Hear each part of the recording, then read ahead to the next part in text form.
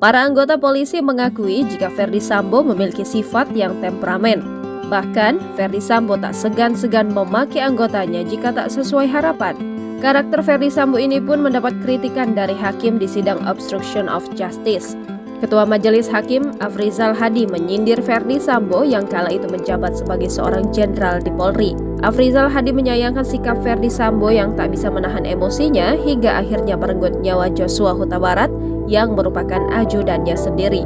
Sindiran itu disampaikan Afrizal Hadi saat memimpin sidang lanjutan obstruction of justice pembunuhan Brigadir J di Pengadilan Negeri Jakarta Selatan, Jumat 16 Desember 2022. Afrizal Hadi juga menyebut Ferdy Sambo telah merusak harkat dan martabat keluarga.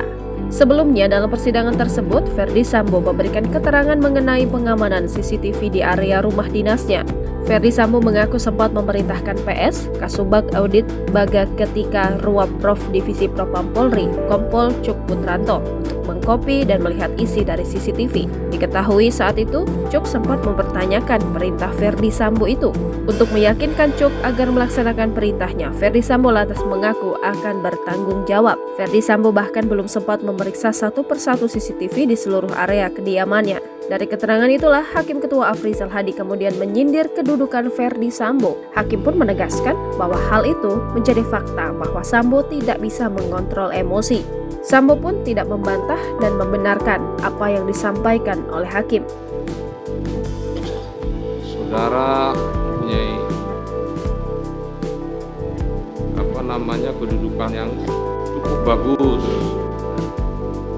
Tapi sayang, saudara tidak bisa menahan emosi saudara. Ya. Yang saudara katakan telah merusak harkat dan martabat keluarga.